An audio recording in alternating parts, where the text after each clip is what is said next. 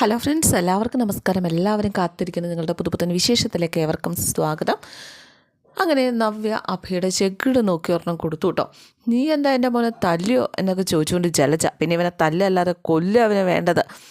ഇവനെ തല്ലിയെന്ന് പറഞ്ഞ് നീ നവ്യെ ചോദ്യം ചെയ്താൽ നിൻ്റെ കർണത്തിരിക്കും അടുത്ത അടി. അപ്പോൾ ആദർശിൻ്റെ അച്ഛനും ചോദിക്കുക, നാണമില്ലേ നിനക്ക്? നാണം ഒരു സ്വന്തം ഭാര്യയോട് ഇങ്ങനെ ചോദിക്കാൻ കൊള്ളുമോ നിനക്ക്? നവ്യ ഏത് നേരം നിൻ്റെ കൂടെ ഇല്ലേ എന്നൊക്കെ ഇങ്ങനെ ചോദിക്കുക കേട്ടോ. ഒരച്ഛനാ പോകുന്ന സമയത്ത് സന്തോഷിക്കുന്നവന് പകരം ഭാര്യയെ സംശയിക്കുന്ന ഒരുത്തൻ. അപ്പോൾ ജലജ പറഞ്ഞു, ഇവൻ സംശയിക്കുന്നതിൽ കാര്യമുണ്ട്. എന്ത് കാര്യം? നിർമ്മൽ നവ്യയെ ബ്ലാക്ക് മെയിൽ ചെയ്തതാണെന്ന് ആദർശ് പറഞ്ഞതല്ലേ, പിന്നെന്താ നിങ്ങൾ ഇങ്ങനെ? അതിനുള്ള തെളിവ് ആദർശിൻ്റെ കയ്യിലുണ്ടല്ലോ. അപ്പോൾ എത്രയും പെട്ടെന്ന് അവനെ കണ്ടെത്തി അവൻ്റെ ഉദ്ദേശം അറിയണം. അവൻ്റെ പിന്നിൽ ആരെങ്കിലും ഉണ്ടെങ്കിൽ അവരെയും കണ്ടെത്തണം എന്നൊക്കെ മുത്തശ്ശൻ ഇങ്ങനെ പറയുക. അപ്പോൾ ജലജ പറഞ്ഞു, ഇനി ഇവിടെ നിന്നിട്ട് കാര്യമില്ല മോനെ അഭി, നമ്മൾ പറയുന്നൊന്നും ആരും വിശ്വസിക്കത്തില്ല, വാട ഇങ്ങോട്ട് എന്നും പറഞ്ഞ് ജലജ അഭിയും വിളിച്ചുകൊണ്ട് പോവുക.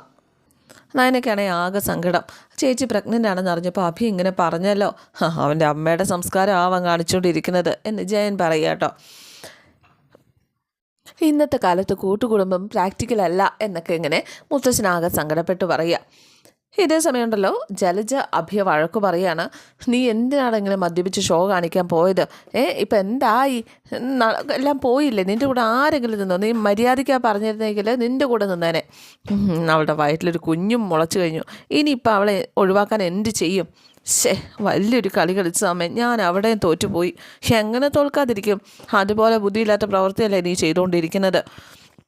ഞാൻ പറഞ്ഞതല്ലേ, നിന്നെപ്പോലെ ഒരുത്തനാണ് എൻ്റെ തലവേദനയും കാലക്കേടും ഒക്കെ. നീ ഇതൊക്കെ ചെയ്യുന്നതിന് മുമ്പ് എന്നോടൊന്ന് ആലോചിച്ചോ? എൻ്റെ അമ്മ അവർ തമ്മിൽ പണ്ട് പ്രേമത്തിലായിരുന്നു. അവൻ ആ ഒരു ദിവസം യാദൃശ്ചികമായിട്ട് എന്നെ കണ്ടുമുട്ടിയത്. എൻ്റെ അമ്മയെ സന്തോഷിപ്പിക്കാനാണ് ഞാൻ നോക്കിയത്. പിന്നെ ഞാൻ സന്തോഷം കൊണ്ട് ഒരു തുള്ളിച്ചാടി നടക്കുക നിൻ്റെ പ്രവർത്തികൾ കണ്ടിട്ട്. നീ ഒരു കാര്യം മനസ്സിലാക്കണം, നയനയാണ് ഈ വീടിൻ്റെ ഇപ്പോൾ അച്യുതണ്ട്, അല്ലാതെ എൻ്റെ ഏട്ടത്തി ദേവയാനി അല്ല. അത് നീ ആദ്യം മനസ്സിലാക്കിയിട്ട് വേണം ചെയ്യാൻ.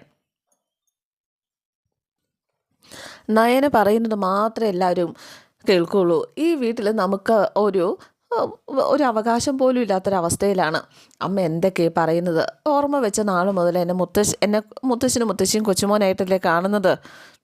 എടാ, അങ്ങനെ കാണുമ്പോഴും നീ രണ്ടാമനോ മൂന്നാമനോ ആണ്. പല ബ്രാഞ്ചിൻ്റെ അധികാരം എനിക്ക് കൈമാറാൻ പോകുമ്പോൾ നീ മൂർത്തി ജ്വല്ലറി വെറും സ്റ്റാഫാണ്. പക്ഷേ ട്രസ്റ്റിൽ നമ്മളെല്ലാവരും ഉണ്ടല്ലോ. ഉണ്ടായിട്ട് എന്താ പ്രയോജനം? അതിന് കാലണ എടുക്കാൻ പറ്റുന്നുണ്ടോ? കാലണ എന്നെങ്കിലും ഒരു കാലത്ത് കിട്ടുമായിരിക്കും. അത് കിട്ടിയെന്ന് പറയാം.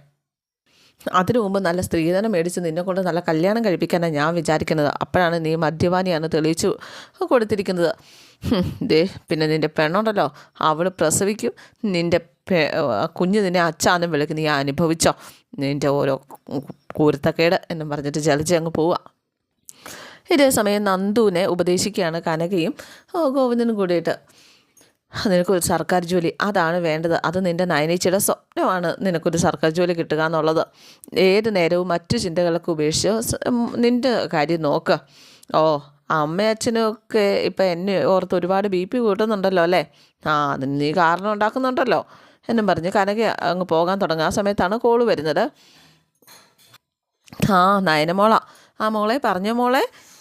അമ്മ ഒരു സന്തോഷ വാർത്ത പറയാൻ വേണ്ടിയിട്ടാണ് വിളിച്ചത്. എന്താ മോളെ? അമ്മ ഒരു മുത്തശ്ശിയാകാൻ പോവാ. അയ്യോ ഒന്നും പറഞ്ഞു കനകയ്ക്ക് ഭയങ്കര സന്തോഷം.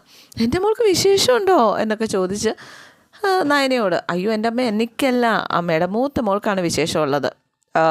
അറിയുമ്മാതാ, അവൾ വീണ്ടും നമ്മളെ പറ്റിക്കാൻ വേണ്ടിയിട്ട് പുതിയ കഥയുണ്ടാക്കുക.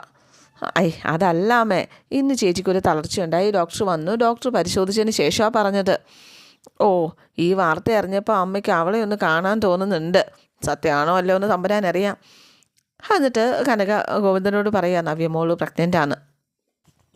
അമ്മ ഇങ്ങോട്ട് വന്ന് കുറച്ച് ദിവസം ഇവിടെ നിൽക്ക്. അയ്യോ അമ്മ വരുന്നില്ല, നിൽക്കാൻ വരുന്നില്ല. കുഴപ്പമില്ല, അമ്മ ഇങ്ങോട്ടേക്ക് വരാതിരിക്കുന്നത് ശരിയല്ല. ഇങ്ങനെ ഒരു വാർത്ത അറിഞ്ഞ സ്ഥിതിക്ക് ഞാൻ വരായിരുന്നു. പക്ഷേ നിൽക്കണത് എനിക്ക് താല്പര്യമില്ല. ഞാൻ നോക്കട്ടെ, വല്ല പലഹാരമൊക്കെ ആയിട്ട് വരാം. 2-3 ദിവസം താമസിക്കാനുള്ള തയ്യാറെടുപ്പോടു കൂടി വേണം വരാൻ കേട്ടോ. 2-3 ദിവസം എനിക്ക് വയ്യ എൻ്റെ പൊന്നു വച്ചേ അവിടെ താമസിക്കാൻ എന്തായാലും നന്ദു പറഞ്ഞു, മൂത്ത ചേച്ചിയുടെ കാര്യമായിട്ട് അങ്ങനെയൊന്നും പറയാൻ പറ്റില്ല. എന്തായാലും കഴിഞ്ഞ തവണ സംഭവിച്ചതൊക്കെ അവളുടെ മനസ്സിലുണ്ടല്ലോ, അതുകൊണ്ട് അവൾ കള്ളമൊന്നും പറയില്ലായിരിക്കും. അപ്പോഴേക്കും കനക പറഞ്ഞു, അവൾക്ക് നല്ല മാറ്റം ഉണ്ടെന്നാണ് നയനമോള് പറയുന്നത്. അവൾ എന്തൊക്കെയോ വിഷമത്തിലായിരുന്നു. അതിൻ്റെ കാരണമൊന്നും നയനമോള് പറഞ്ഞില്ല.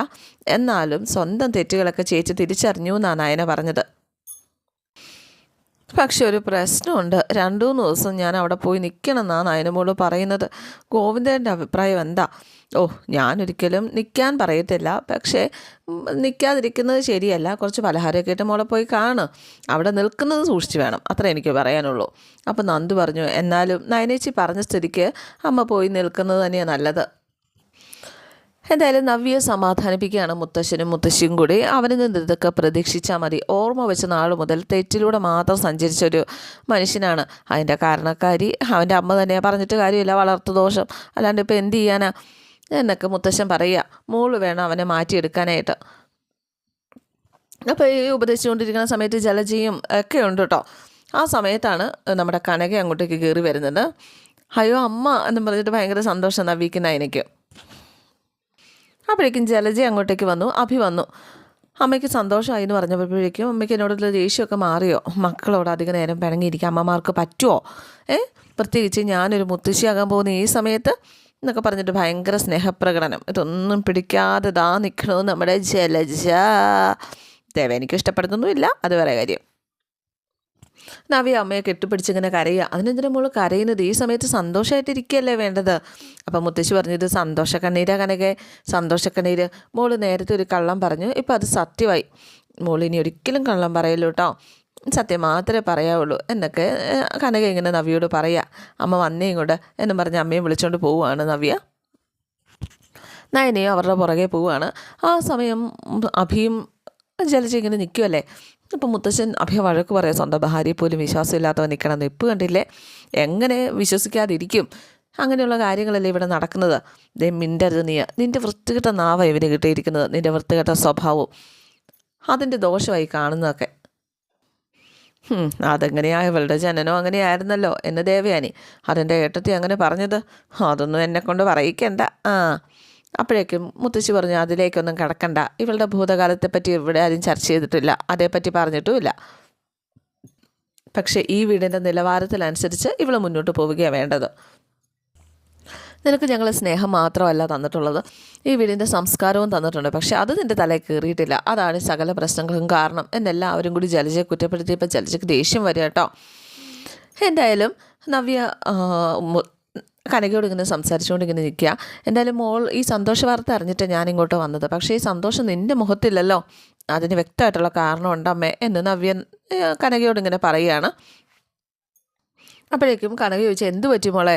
അപ്പോഴേക്കും നയന വന്നിട്ട് പറഞ്ഞു, ഒന്നും പറ്റിയില്ല, ഇവിടെ അമ്മ ഭയക്കുന്നത് പോലെ ഒന്നും സംഭവിച്ചിട്ടില്ല. നീ എന്തിനാ പലതും എന്നെ ഇന്ന് മറച്ചു വെക്കാനായിട്ട് ശ്രമിക്കുന്നത്? പറയേണ്ട കാര്യങ്ങൾ ഞാൻ അറിയണ്ടേ? അതെന്നെ ഒളിക്കേണ്ട കാര്യം എന്താ? പറ എന്നോട്.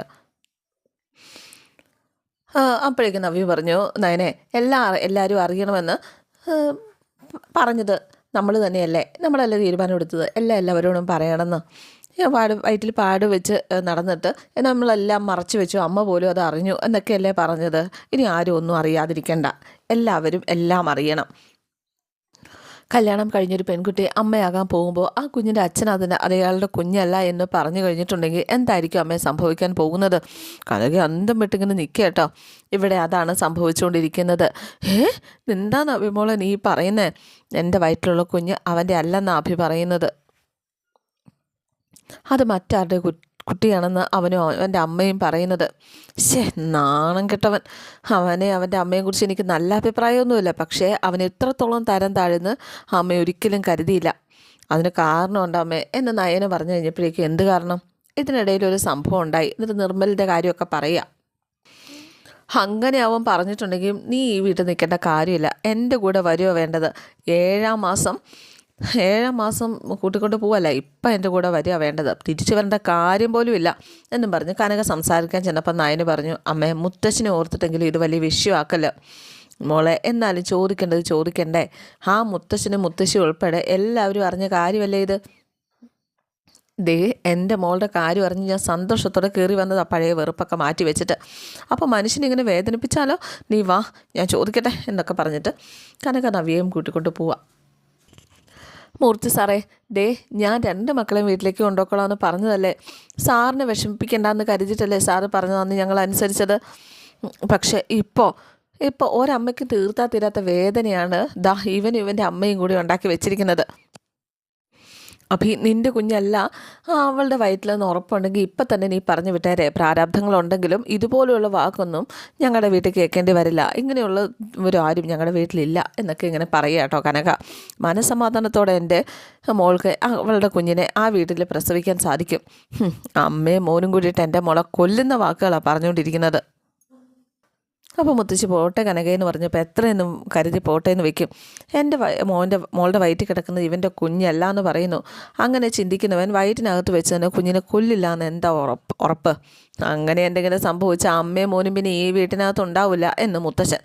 അപ്പോൾ കനക പറഞ്ഞു, പക്ഷേ മൂർത്തി സാറേ, അങ്ങനെയൊക്കെ സംഭവിച്ചതിന് ശേഷം പിന്നെ അതിനെക്കുറിച്ച് പറഞ്ഞിട്ട് എന്താ കാര്യം? ഒരു കുഞ്ഞിനെ നഷ്ടപ്പെടുന്നത് അതിൻ്റെ അമ്മയ്ക്ക് സഹിക്കാൻ പറ്റുമോ? അപ്പോൾ ഒരു കാര്യം ചെയ്യാം, മോള് വിശേഷം അറിയിച്ച സ്ഥിതിക്ക് കുറച്ച് ദിവസം കനക ഇവിടെ നിൽക്കുക. ജലജയ്ക്ക് അത് എൻ്റെ ആ പൊന്നെ ഇടിവെട്ടേറ്റതുപോലെയായി. രണ്ടും കൂടെ കണ്ണും തള്ളി പരസ്പരം ഇങ്ങനെ നോക്കുക. അപ്പോൾ ഇന്നത്തെ എപ്പിസോഡ് ഇവിടെ അവസാനിക്കുക. C you again. Thank you.